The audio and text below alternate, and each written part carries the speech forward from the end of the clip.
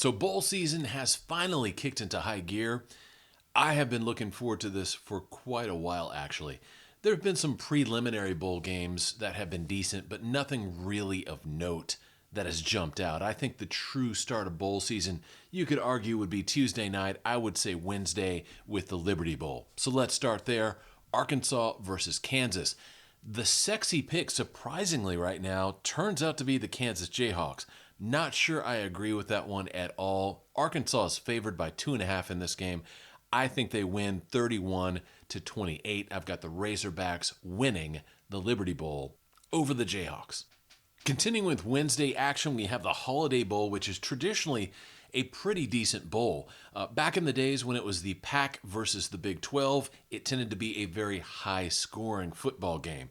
I'm not sure if that's the way it's going to be this go-around or not. You've got two very good teams, though, participating, Oregon and North Carolina. So in the Holiday Bowl, I've got the Oregon Ducks winning by a score of 45-35 over the Tar Heels of North Carolina. Wrapping up Wednesday action, we have the Texas Bowl down in Houston, Ole Miss versus Texas Tech. Ole Miss ending the regular season on a little bit of a disappointment, falling to Mississippi State in the Egg Bowl. Texas Tech having a decent regular season, and a lot of people believe there's significant upside to Texas Tech moving forward in 2023. In this matchup in the Texas Bowl, I've got Ole Miss winning by a score of 37-34. With Lane Kiffin pulling out all the stops to win this bowl game. Moving to Thursday, we've got the Cheez-It Bowl from Orlando, Florida, featuring Florida State versus Oklahoma. Both of these teams having very disappointing regular seasons. A lot of people wondering about the direction of both programs.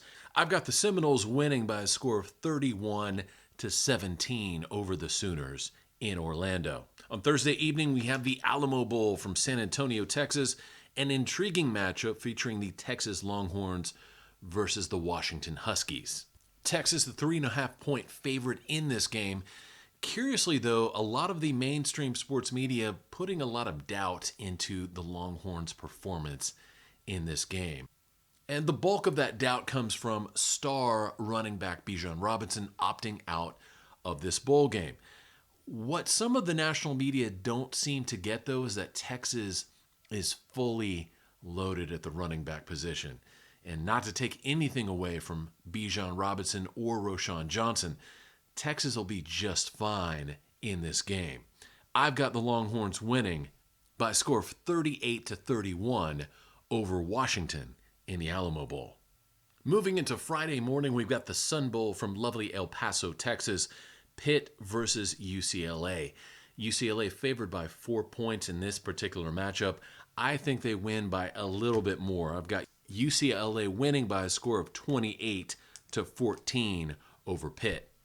Friday action continues with the Gator Bowl, and what I think will be one of the more interesting non-playoff games of this bowl season. We have Notre Dame versus South Carolina. South Carolina featuring starting quarterback Spencer Rattler. In an age where players are opting out of bowl games left and right, Spencer Rattler should be commended for this. He is sticking with South Carolina and playing in this bowl game. And that is what I think leads South Carolina to win this football game against Notre Dame by a score of 38-27. Wrapping up Friday night, we have the all-orange Orange Bowl featuring Clemson versus Tennessee. The big story remains the fact that Tennessee's Hendon Hooker is out for this game. I think that's the difference in the whole matchup. I've got Clemson winning big by a score of 40-28 over Tennessee in the Orange Bowl on Friday night. Saturday's main events unfold as follows. We have the Sugar Bowl at 11 a.m. Saturday, which is an interesting time slot for the Sugar.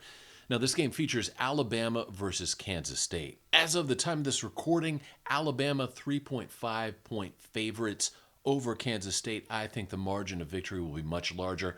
I've got the Crimson Tide winning 35-24 over the Wildcats in the Sugar Bowl. Moving into Saturday evening, finally the playoff games appear. The Fiesta Bowl, the first of the two main events for Saturday evening, Michigan versus TCU. Michigan, of course, coming off the very big, very convincing victory in the Big Ten championship game. TCU on the receiving end of a very tough loss in the Big 12 title game. I see Michigan's offense is just too much for TCU to handle. I've got the Wolverines winning by a score of 31-27.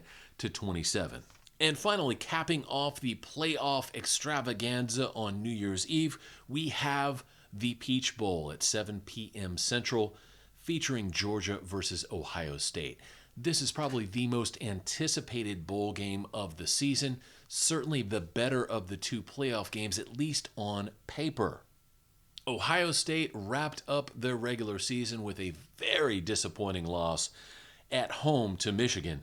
Georgia has rolled through the SEC this year, being undefeated and being SEC champions. In the Peach Bowl, Georgia is just going to be too much for Ohio State to stop.